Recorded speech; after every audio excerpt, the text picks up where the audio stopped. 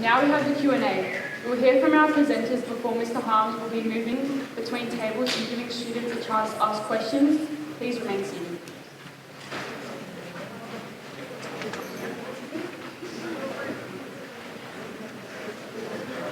Can we please welcome Isabel Hodgson and Adrian Stenta.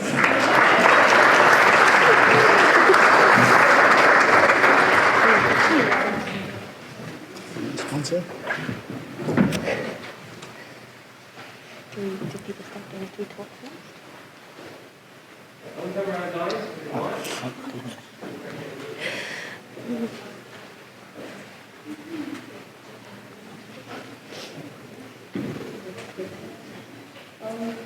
I just want to know, why is it important for females to engage in this competition, and what benefits will the legacy plan bring? Yeah. I think it's obviously super important to get involved with football. Obviously, that's pretty much what my life is revolved around. I was also fortunate enough to start playing soccer through my school when I was young as well, so that's what introduced me to the sport. So I think it's really important for as many girls as possible to be introduced, and I think it's fabulous that the schools are able to do that, because that's what led me to where I am today. And obviously, like we were just saying, the World Cup is being held in Australia and New Zealand next year. So, you know, the big stage is going to be in our backyard, and it'd be great to see, you know, girls playing the sport and also going out and watching, you know, world-class players play in their backyard, which is going to be exciting. I can add to that as well, that obviously there's a lot of, you know, research out there about the benefits of engaging in regular physical activity, both physically and mentally. But more than that, and with our game in particular, I think it's a game that really brings people together. So it doesn't matter, you know, where you're from or what your background is or even what your ability level is, even though I'm sure there's some very good football players sitting in this room in front of us right now. It's a game that has the power to unite, and so even though you'll be, you know, rivals and opposition in this inaugural league, I hope you take the opportunity to embrace some of the benefits that come with coming together in a shared experience with others. So hope you enjoy the experience for what it is. Hi. With all your knowledge and experience, what advice would you give to your younger self? Did you hear what she said? Sorry, a bit hard to hear. What advice would you give to your younger self? My younger self. Oh, good question. I think the biggest thing is that when you're enjoying playing soccer, that's when you're probably going to play your best soccer. So for me, sometimes when I was younger, my life revolved around it, and I got very upset with myself. I didn't quite play the best, or I would let how I played on a Friday night affect the rest of my week and things like that. It really affected my mood. So I think to my younger self would be just to relax and have fun, and when you're having fun, that's actually when you probably play your best. And you know, if you make mistakes, that's all right. You know, there's always a next game. And if you lose a championship when you're 13 and you think your world's going to end, there's going to be another game. So probably just to keep it positive and to try and have as much fun as you can. And that's when you're going to enjoy yourself and have fun with your friends and probably win games because you're playing your best. It's a really good answer, isn't Thank it? Stole some of my thoughts there. But I think the advice I'd probably give to myself would be to try and step outside my comfort zone and just give things a go, because if you take a running race, you know, analogy, if you stop running, then there's no chance that you can, you know, win the race or even engage with it. So I would encourage my younger self just to look for whatever opportunities present and just to give them a go with, you know, everything that I possibly have, because it's better to have tried and lost or failed than to not try at all. So again, look for the opportunities that present in this upcoming competition, and hopefully it's a competition that's around for many years to come, and embrace those opportunities and put yourself out there and give it a go.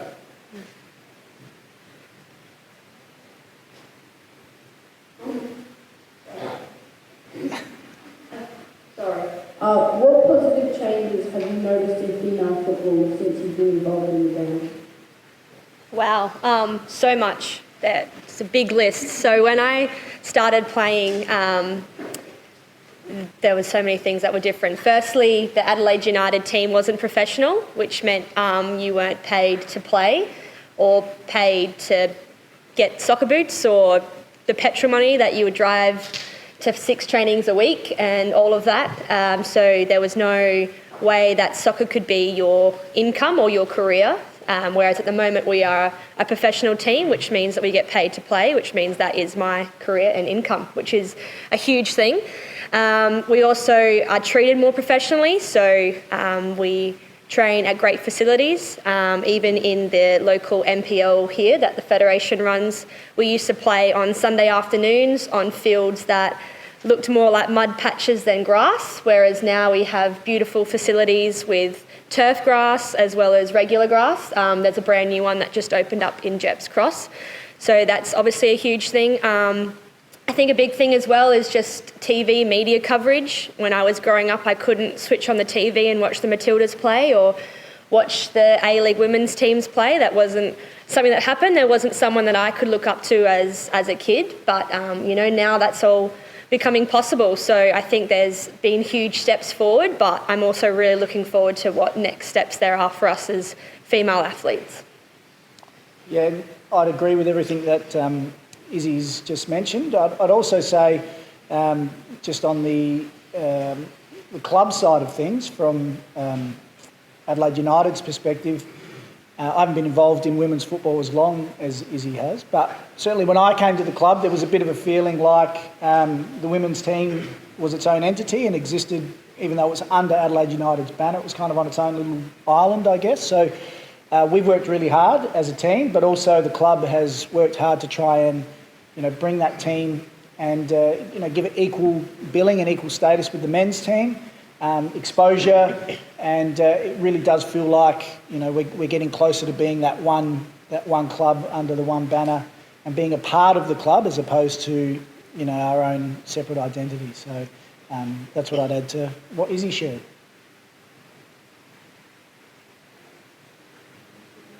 How excited are you to really go across and what opportunities will bring across Australia?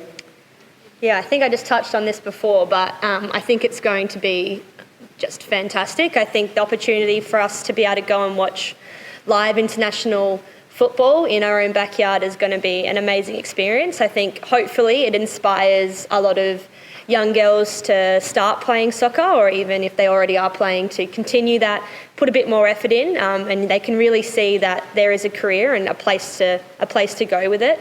I know me personally, I hope to see some South Australians in the Australian team playing in their own backyard. That would be an awesome goal. So, just to get people inspired to play and hopefully to see some familiar faces on the Matildas team would be great.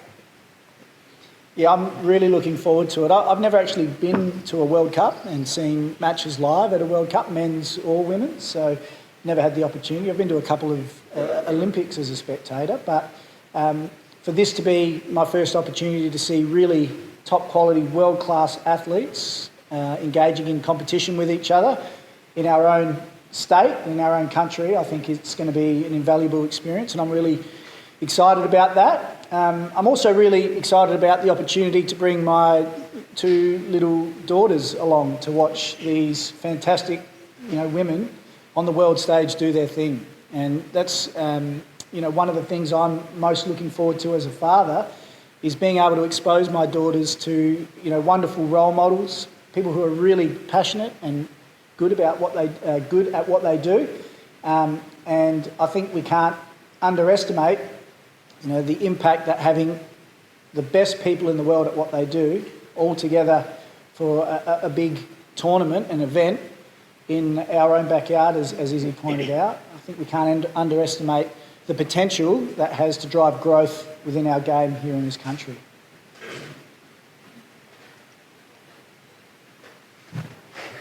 Could you please tell us about your journey in football? In football? Yeah, for sure. So I started, like I just said earlier, playing for my primary school. I think I picked soccer because it was the only sport that was available and I just wanted to play something. So I started very young, I think I was 6 at the time. Quickly fell in love with it, so I started playing club football at around 8 or 9, and then lucky enough to join the state team run by the Federation for under 12 state team. Actually, me and Dylan Holmes both played in the same under 12 state team. So we've been playing soccer together for a very long time. I won't give away my age, but very, very long. And so I joined the NTC program, which is also run by the Federation, and that's from under 15s to under 18s. That's just a state program. You go to Canberra and play other state NTC teams.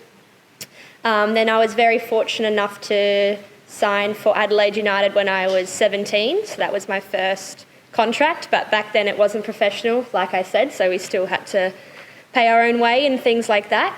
I was fortunate enough to receive a soccer scholarship to a college in America, so I got to go over for 4 years and play soccer and study for free at a college in America, which was a fantastic opportunity for myself. Which means I don't have a HECS debt or anything like that to pay off, which I love to rub into the rest of my friends who are trying to pay that off.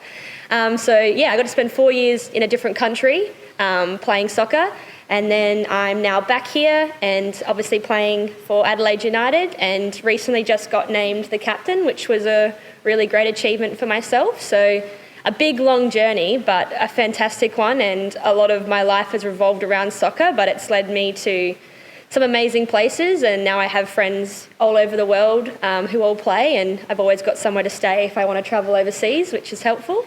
But yeah, it's a big journey, but I'm very thankful for where I am now. Very good. I won't talk much about my playing career, if you can call it that, because I was a pretty lousy player, to be honest. So was never really very good, but managed to play locally here and for the school as well, and a little bit of club soccer. So I'll just talk to you probably more about my coaching journey. I'm actually a school teacher, still currently am a high school teacher, and so a lot of my early experience as a football coach came coaching at the school that I work at for a number of years. And then, once my kids were a little bit older and I'd gotten playing out of my system, I decided to venture out into some club coaching as well.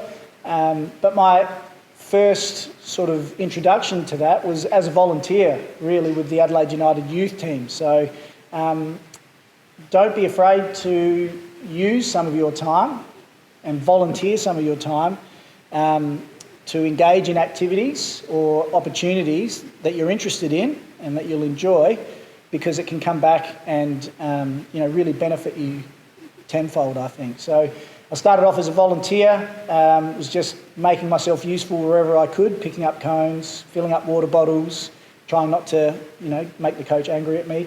And then that eventually led to me moving away from Adelaide United and coaching with a local NPL team for a season before moving back to Adelaide United to coach within their youth system.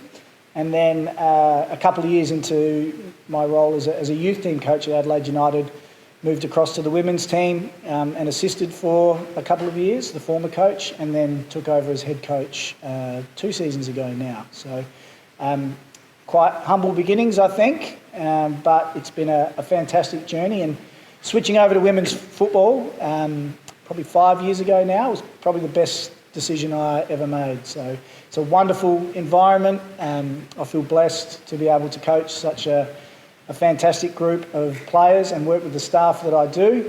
And it was nothing against, the boys' football that I was coaching before, but it's just such a wonderful environment. I mentioned my daughters before. It's a great environment to bring, my daughters into, for them to have so many fantastic, fit, healthy, positive, young female role models to look up to. And so glad I made that decision. And it all started with me putting my hand up and volunteering my time to go and help out where I could. What is the best piece of advice you give us when football? I think definitely, if you haven't started playing, to start playing as soon as you can. I think that's really important. I think play as much as you can. So if there's opportunities to play for school, or if there's opportunities to play for club or for fun with your friends at a park, I think the more you can get involved with it, the better. I think, as your Vice Principal said, there's lots of different avenues you can take for sport. Obviously, I am a player Adrian is a coach.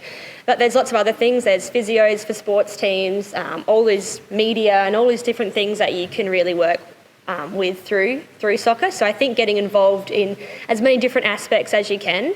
I think especially with, school teams, sometimes there's people on your team who maybe you're not usually friends with outside of the team, or it's someone you're not in the same class with, or maybe it's someone you've never even met before, but you come together to play the game and you make these great friendships, and maybe you go join a club and you make more friendships. And some of my closest friends are from soccer, and I was so thankful for them, and it all started because I decided to play soccer. So I think just get involved with as much as you can. My advice would be to just think about what it is about the game and playing in particular that you're really passionate about, that you really enjoy. Because I think if you do anything in life with purpose, if you know your why, then the doing of it becomes, much easier, and actually it becomes a joy, really. So if there's something that you are passionate about, just have a think about why that is the case.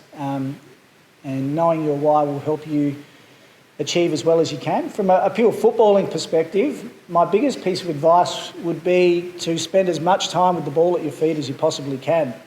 I think in Australia, we lead quite busy lives, quite full lives, and sometimes we think that our experience and engagement with football starts and ends when we arrive at training and then when we leave, and when we arrive at matches and then when we leave. But if you look at what successful footballers from other countries around the world do, they're always with the football. They always spend their time at home, in the street, in the yard, kicking a ball against a wall, juggling, practicing. So my advice to you would be to spend as much time with that ball as you possibly can, because that's how you become better at something.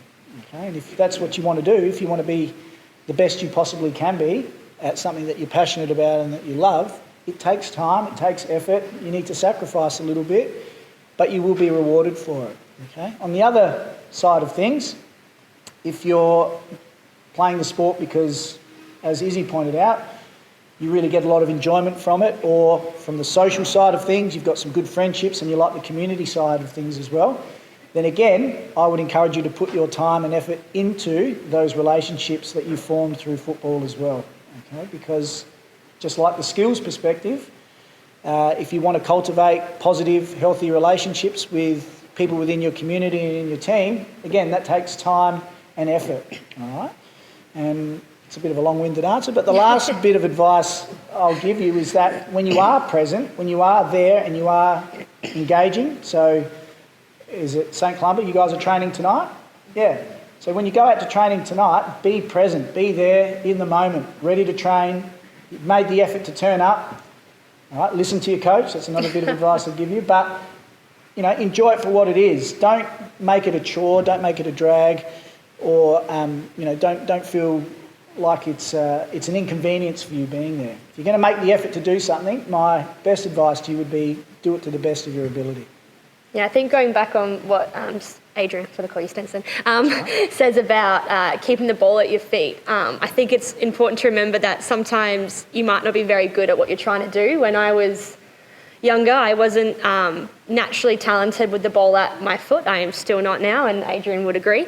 Some people have the talent of the ball seems to be glued to their foot, and they look like Messi and they can do everything without even trying. It took me a long time to practice and try and get to where I was. So if you're trying new things, like you're trying to juggle and you're not great at it at the beginning, don't think, I'm just not going to do it anymore. I give up, it's too hard. I think it's really important to keep trying and keep practicing, because I was never the best at it, but over time I kept trying, and now I'm at a stage now where I'm good enough for Adrian, which is good.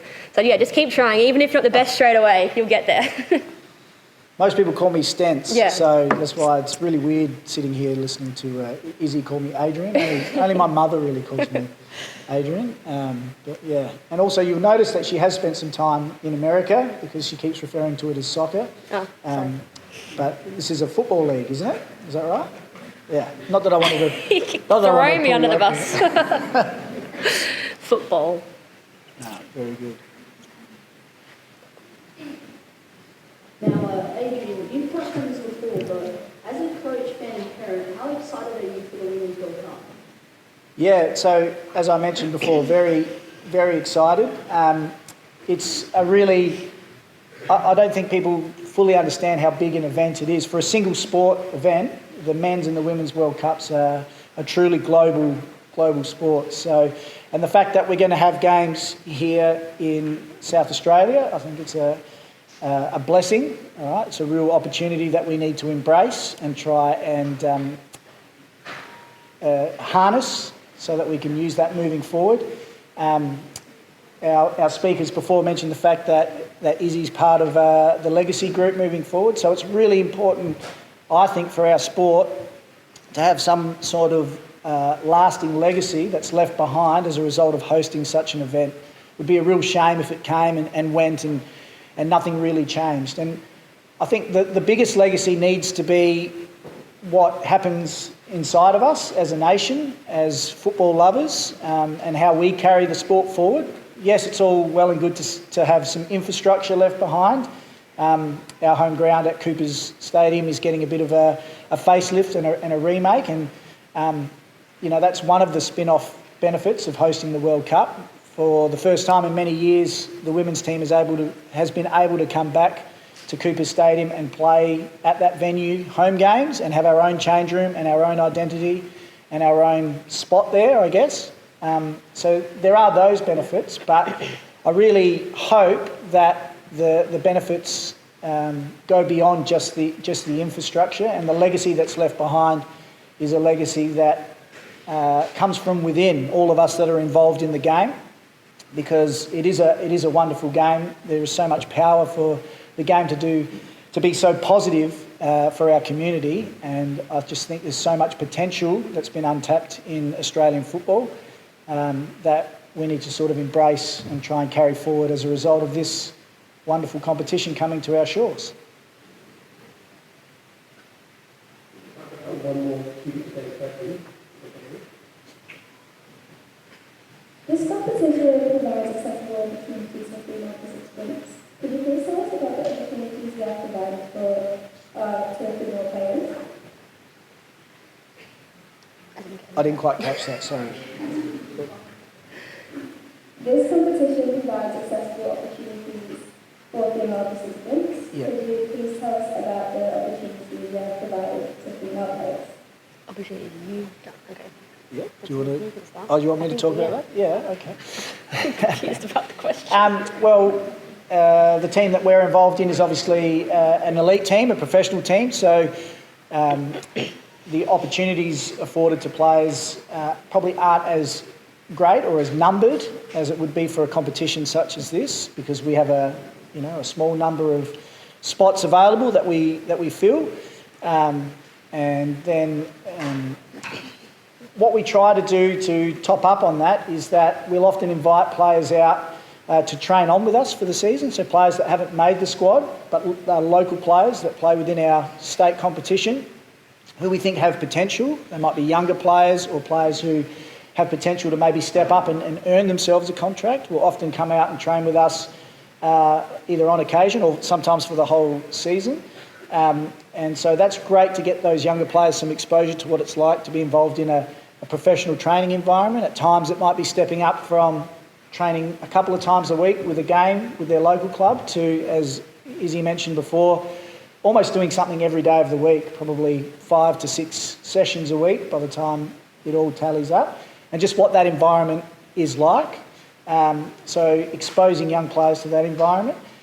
We're also really keen as a coaching staff and as a club to not just provide opportunities for players, but to try and provide opportunities for as many females within our staff as we possibly can in our women's football program. So whether that be through bringing on up-and-coming young female coaches who we want to expose to that level and then look for opportunities to grow and develop as coaches, or whether it be support staff like conditioning coaches, physios, team managers.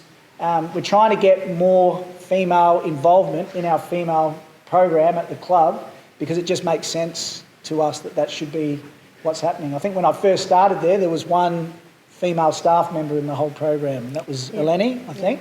And we've managed to grow that to about 4 or 5 now. And it's my hope, even though it's not, positive for my job prospects, but it's my hope that, in the near future, that the Adelaide United women's team will be coached by a female football coach.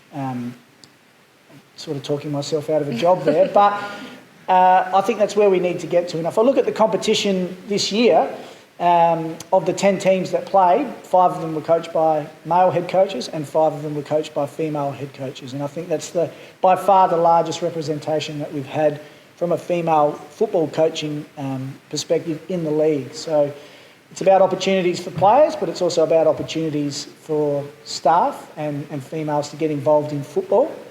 So something that Izzy mentioned before is that there are a number of different pathways and opportunities that do exist within football as a sport.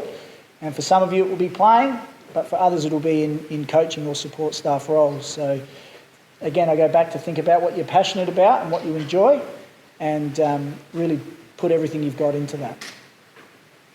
Sorry, I talk a lot. Question over here, Adrian. You're the coach, and Isabel, you're the captain, so you're both the leaders in the organisation. Here in the room there are coaches and also students who will be captains of their teams. What advice can you give those people about how to get the best out of the people around them, build teams, etc.? Would you like to start? Yeah. I think for me, it's really important to know the players on your team. I think different players react differently to different scenarios. So some players might really like, a coach or captain who's very vocal and telling them everything they do right, everything that they do wrong, things like that, while some people don't really react well to that kind of communication. So I think really knowing the players that you are a leader to is very important. A big thing for me is when I got named captain this year is most of the girls I already knew really well and have known for a long time. So it's kind of taking that step of how can I lead them without seeming like I think I'm better than them or I'm downgrading anything like that towards them. So it's kind of getting this balance of working out who your players are and how you want to be a leader. So the way I kind of decided to do it was just to lead by example more than anything else. So if there was something that was wrong within the team, I would try and lead by saying, well, that's not how we do it, and I would show them how we would do it instead. Even if it's things like the game's getting a little bit heated, or maybe you're losing and people are starting to get a bit frustrated, that you're the one who's keeping the cool head and you're the one that's trying to get the game back to where it needs to be. Even simple things like rocking up to games, if you're in your travel kit or your uniform, like my shirt would be ironed and my outfit looked correct and right, and I didn't have creases in my polo or anything like that, because I wanted to represent the club, and I hope that by me doing that other players would follow also. So I kind of took a bit of a lead by example approach for my season this year. I'm not sure how many of you followed our season very closely or not, and in particular Izzy's season, but it was a really, I think, fantastic choice as captain for our club and our team this year. She did a wonderful job as a leader, especially with the group that we had, which hadn't changed much over the last few years, but there was quite a bit of player turnover to the squad this year. So to have all these new players come in and to still keep that sense of togetherness and that sense of family, which is kind of what we talk about our group being, I thought Izzy did a wonderful job this year as our captain.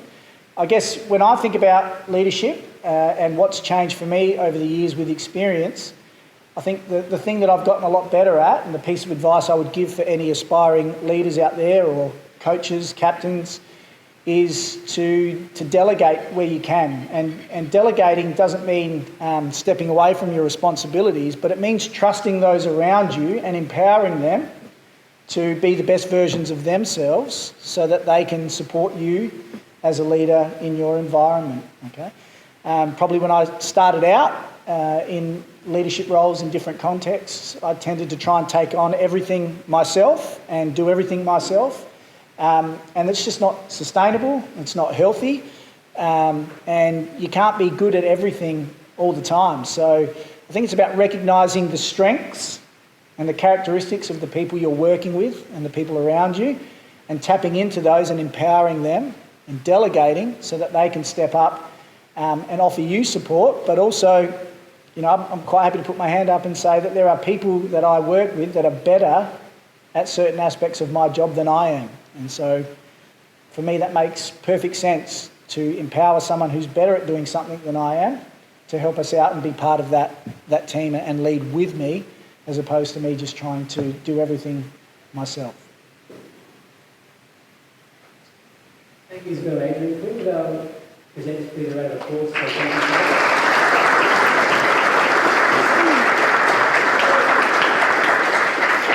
Now, actually, I actually need to cover everything because it's Isabel's birthday today. So can you please join me, please, in singing a happy, welcoming happy birthday, please? Oh, no. Happy You go, birthday to you. Happy birthday to you. Happy birthday, dear Isabel. Happy birthday to you.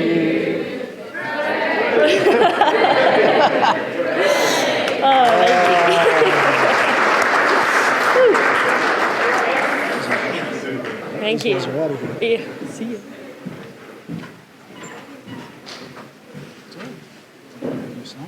You guys have to stay there. Yeah, that's fine.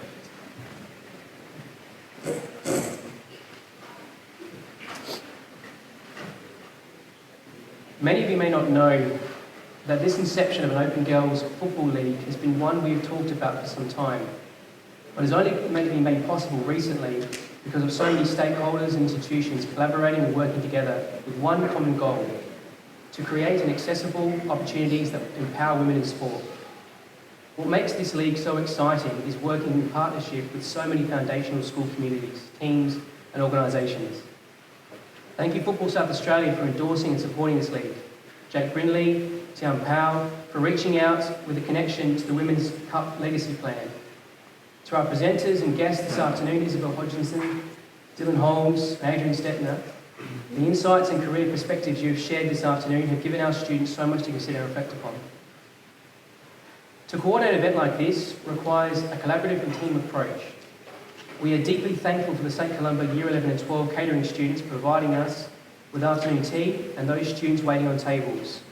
We would like to acknowledge the hard work of the teachers and support staff, Laura Kia, Elaine Brahana, Yelena Vilchik, and also the student and prefect and student leadership team for greeting and welcoming guests.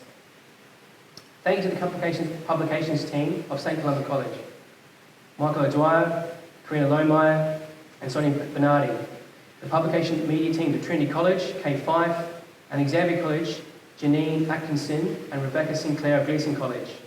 In addition, I wish to thank and acknowledge Matt Mays of Football South Australia for publicising and promoting this event. We are also very thankful to the support of Karen Tom and his groundsman teams in setting the auditorium for today. To the many football directors and sports coordinators for team selection, trials and commitment to this league. Without all of you, this league would never have became a reality. In addition, Playford Council for allowing the league to access the newly redeveloped really reserved pitches each week.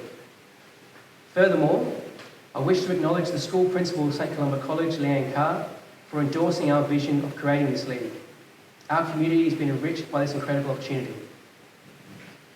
Thank you to the senior leadership teams and principals who are here in attendance today. Without the support and collaboration of the last several months, this league would have never come to fruition. The league is about empowering women in sports with an accessible program and an opportunity to foster a passion for football. Congratulations to all those involved. We cannot wait to see the energy, passion and talent this league will no doubt showcase. And we now look forward to round one. Please join me in a round of applause for our inaugural team's launch.